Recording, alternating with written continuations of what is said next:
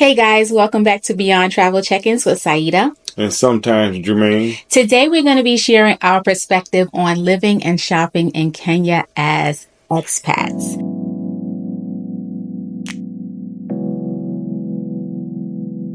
So as you guys know, Jermaine and I left America a couple of months ago and we moved to Nairobi, Kenya. Are you loving it in Kenya? I am. Well, Okay. I'll be glad we get back. So right now we are in the U.S. We were visiting family and taking care of some business in the U.S. But we want to use this video to share just a few things. We want to talk about how we live and shop versus how some of the people in our comments recommend we live and shop. And we want to kind of share the why behind why we live and shop the way that we do. Why do we choose supermarkets that are like international supermarkets versus shopping at like Kenyan markets? To me, it's simple. I don't really know the language like that. And I don't want to get Mzungu prices at all. I mean, it's almost like, I'll be honest with you, I'll be kind of offended. So instead of me doing that, I just kind of stick to the grocery stores until I can be on like equal footing with somebody, because this is how I look at it, right? If somebody was here and they didn't know the language and I charged them a high price, then I will feel like I'm taking advantage of them. So I don't want that done to me. And I know everybody's got their own thing. I'm just saying I don't want it.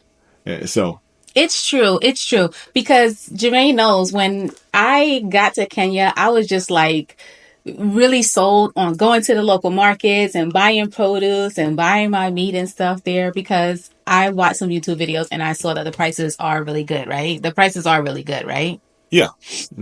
But there's just some work that has to go into that. Like knowing I have to take a Kenyan with me to go to the market in order to get the prices that a Kenyan would get. That's a little off-putting. And this is what I realized too. And it's too, sometimes it's to the seller's disadvantage, because once I find out you give me a bad price, then I'm not coming back. But this is the thing for expats, right? It's hard for us to just say we're going to trust somebody.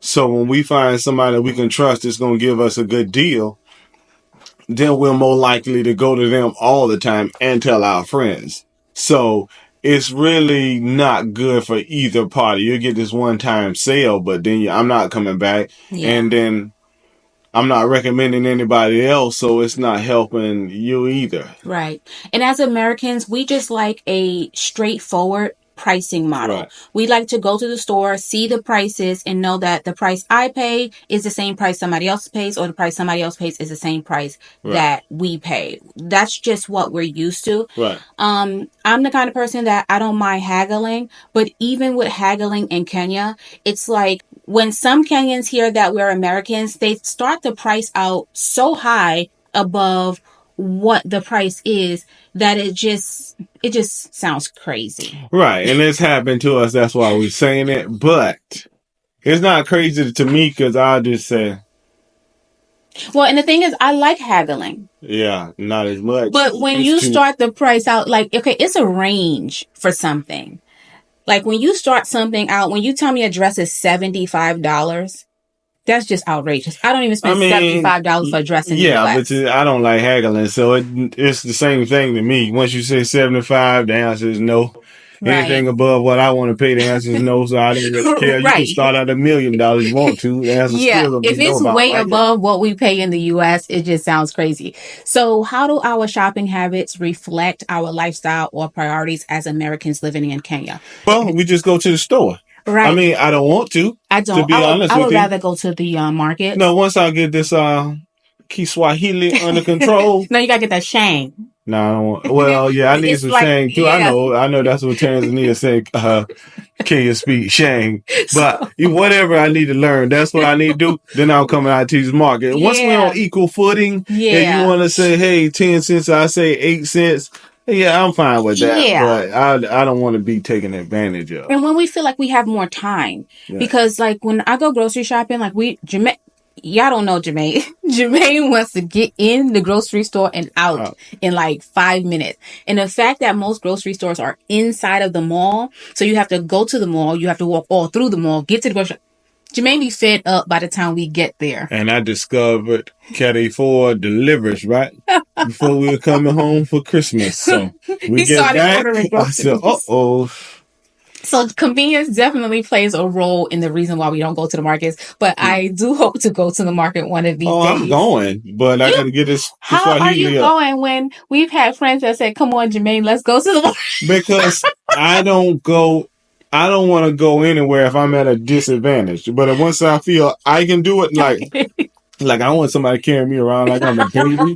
Like, no. I'm like, it's. You don't want to hold your hand? No, I appreciate the sentiment, but I need to be able to do it yourself. Yeah, because what happens if they walk away and I'm right around the corner?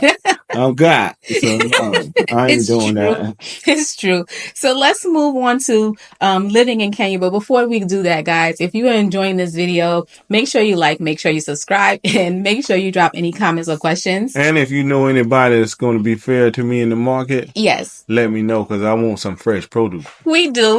We don't really want to go to Caddy 4 or Quick Mart. I mean, it's convenient, but we want to experience the local markets. But yeah, like I did when I was growing up. We did the local thing. I did too. A lot. It wasn't. I was gonna say, yeah, you don't do nothing like that. You talking about? You just making up stuff. Ain't no markets. Jermaine, I just took you to New York and we went to Queens and you see how all the produce and stuff is out there and the fish. It's not fresh, but you can haggle. First of all, that's the Asians who moved into Queens. No, I ain't seen not one black person out there in selling the Bronx, no fish. Hispanics selling again the produce. Yes. Okay, so you anybody look like you doing? No. Okay, let's move on to living in Kenya. Why did we choose not to live in an apartment or the kind of apartment that some Kenyans consider high end or posh? And the reason why we kind of touching on this is because I think Americans and Kenyans have different expectations or different ideas of what posh is or yeah, we have different experiences, so right.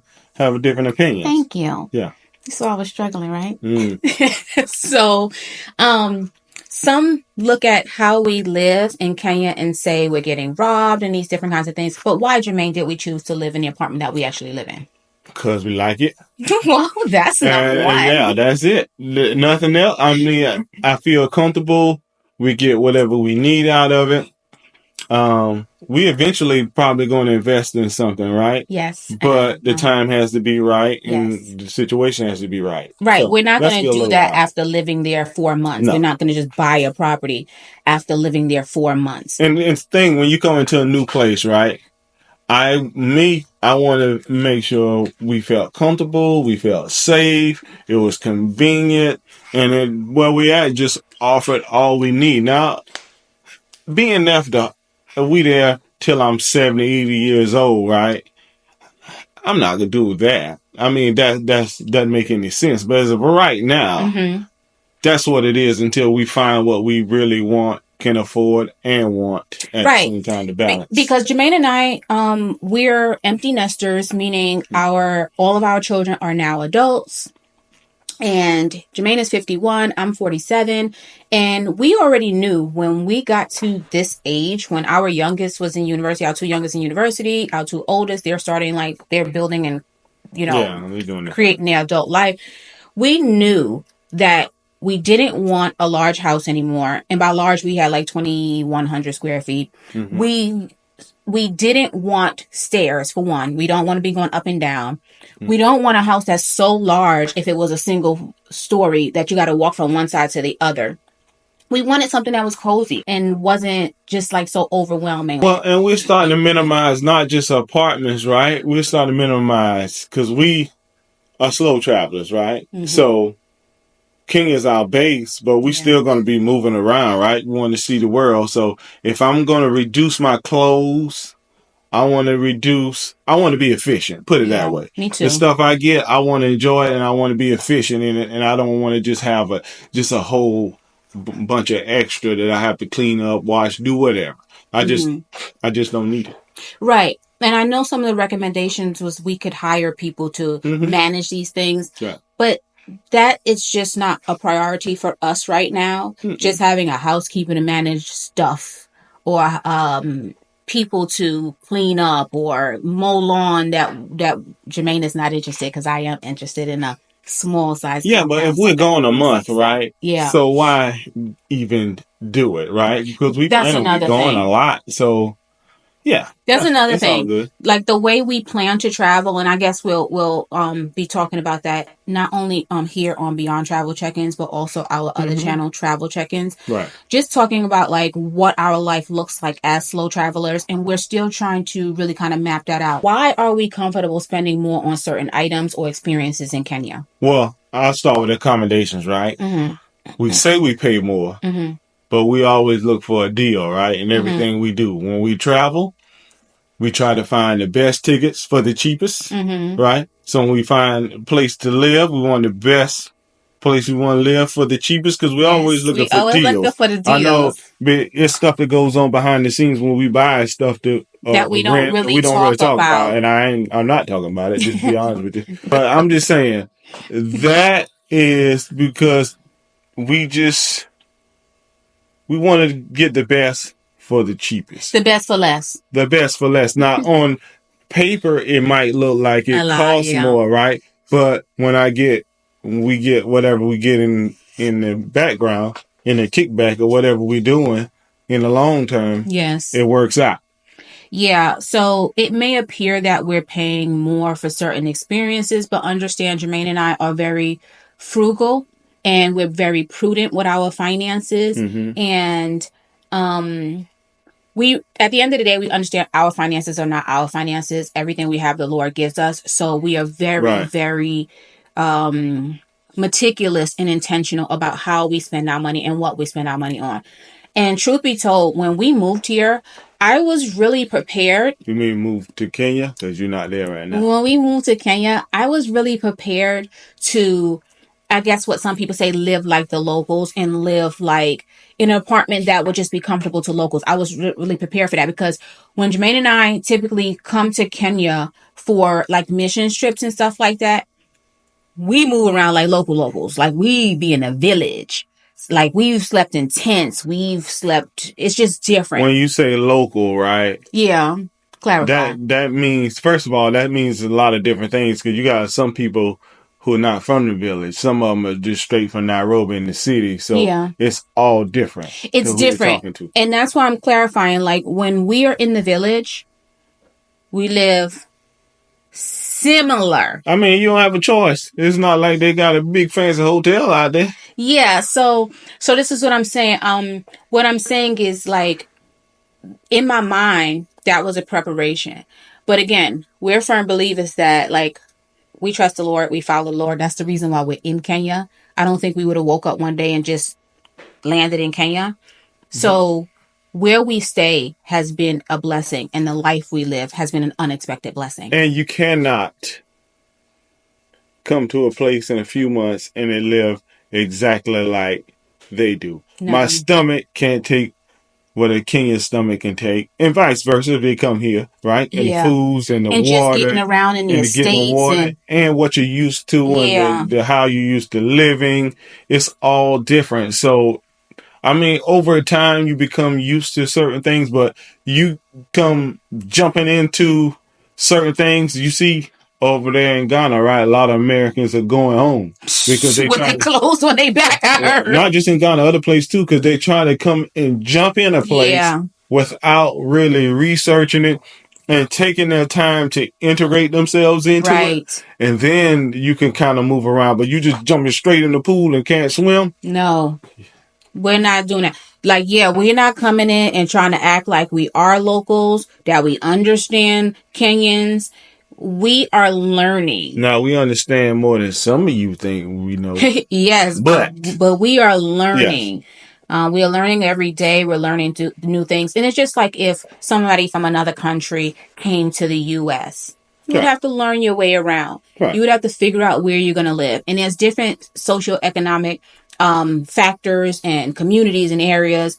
You're going to fit in where you fit in at. Right. Until you can move around. Right. Discover something new. So do you think our willingness to spend a little bit more, like as far as for groceries compared to the local market, do you think it's tied to quality, familiarity, or specific lifestyle expectations? Well, truth is, I don't really know because we haven't been in the markets like that. Mm-hmm. I assume, from what I hear, the market does have good quality stuff. I want to go. Yeah, I do too. But real bad. in time. In time. They always say the market's safe. So I think it's more like what we said earlier, and it's convenience because the market, from where we are, we have to go to the market. Like you gotta find it. You have to, yeah. Well, once you know where it is, you still have to get there. But if we want to go to California, right, we don't really even have to take an Uber or anything. We could just walk if we want to. So all that stuff is in there, and it depends on what you're getting. So it's more convenience and stuff like that. And would you say familiarity? And the reason I say that is because when you go into the grocery store, there's aisles. And in Kenya, the aisles are very similar to the aisles in the U.S. They're pretty close. Yeah. Same thing. Produce is on the outside, produce and dairy, the cold section's on the outside, and then all of the processed stuff is in the inside. So, but when you go to the market, if you don't shop there regularly, you don't know whose stand is what, where to find what. You're just roaming around and stuff like that, which is, again, something that we hope to do in the future and we'll get used to. But I think that familiar experience is something that I think we kind of just fell into that. Because one thing I've seen about the market, guys, and tell me if I'm wrong. With the market, does somebody come to you and ask you about carrying your bags and stuff or taking your groceries home for you? Like, that would be something that's different. I saw that in somebody's YouTube video. And if I hadn't watched a video and someone came to me and was like, they want to get my bags for me and carry my bags, I think I would be uncomfortable with that. What do you say? I said, truth is, I'm a grown man. Nobody really gonna carry my bags. I'm just what it is. Now, once I know, job. It's like they're looking for a job. Listen, I know what it is. Okay. If I don't know them, that's probably not gonna happen. Now, eventually, I mean, if I get to know somebody and I know they need a job or whatever, then we can work something out. But until then, I'm just going out there and somebody carry my bag. I'm not doing that. I'm just not doing that off the rip. I don't do that anywhere. So I'm not just going to start up now. Eventually, maybe. I mean, yeah, it all depends what the situation is. But just who I am right now, and like I said, we kind of move all over the place. Yeah. If I was in Dubai and somebody came up to me, what I'd do, I'd be like, Yeah. Right. But we'll spend more time in Kenya, so it's going to be different as we get to know people. But it's the first time, though. And that's why we're asking you guys. Let us know down in the comment section. Is that a norm? Is that something we should expect? And let us know, what should we expect when we go to the markets? Give us all the tips you can, because I think Jermaine and I are going to actually try to go out there on our own one day. And having as much information that we can would be helpful. So let's talk about transportation. Jermaine. What? Why do we choose not to use matatus or Kenyan buses for transportation? Well, because first thing is, when I'm home, right in the U.S., I don't use a bus, right? I try to use the bus on Chicago, then I end up in the middle of the hood, right? But on my own. So, second, like, oh my goodness. Just to be honest with you, the time factor. They're not going to be as fast as an Uber, because the Uber is going to take me directly where I want to go right then and there. And when we're in Kenya, a lot of times we don't have a lot of time to just wait. So we got to get on there and go. And I realize people in Kenya, that's a big mode of transportation there. But, we more we got to go kind of thing. I mean, yeah, I'm not getting on that. I ain't gonna lie. Yeah. So, and I know my husband might say something. I was born and raised in New York, and we grew up using mass Well, no, transportation. that's legitimate. Okay, so I grew up using mass transportation ever since I was young. You took the train or you took the bus. So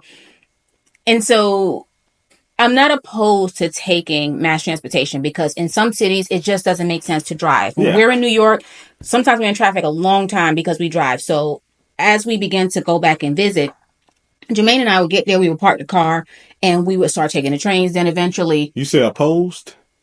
yeah. What do you mean by opposed? Wait, what did I say? I'm You not said I'm not opposed. opposed to it. What does that mean? Oh no, Opposed to I'm it? sorry. Let me recant that.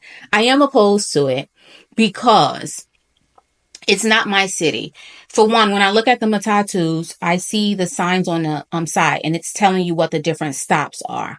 But I don't know those streets and those roads. So taking a matatu, one, wouldn't make sense because I don't know enough about Nairobi to take a matatu. The second part is the time factor. It just takes more time to get there in a matatu than it does in Uber. And for me, it's just not an efficient way for me to travel around. I think matatus are great. I'm glad that they are there because they just remind me, of the mass transportation system in New York. Because in South Carolina, where we live now, there is no train system. Used to live. We used to live, and the bus system is nothing like the matatu system in Kenya. Like you can't use the bus to get everywhere. You need a car in You need, South Carolina. yes, and I will say you would be better off in Nairobi if you had to use the bus. If you didn't have a car, The right? matatus get you all around the Everywhere. city. But Columbia is slow and Yeah. certain times they stop. Yeah. So we're familiar with all of it. And even when I moved to South Carolina, I tried using the bus system, which is like a matatu, and I realized it doesn't take you everywhere. It is slow. So, but this season of our life, it just doesn't make sense for us to use matatus. Yeah, I mean, I'm 51, so Yeah. why would I start using if I don't have to? That makes no sense. So those are some of the challenges of us using a matatu. That's the reasons why we don't use a matatu. I know some of you guys are like, oh, do a video matatu. I don't think I'm gonna be able to get Jermaine to do one.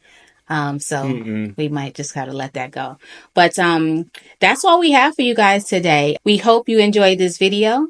Make sure you subscribe to our channel. Drop a like if you enjoyed the video. Drop any of your questions or comments down in the comment section, and we'll catch you in the next video.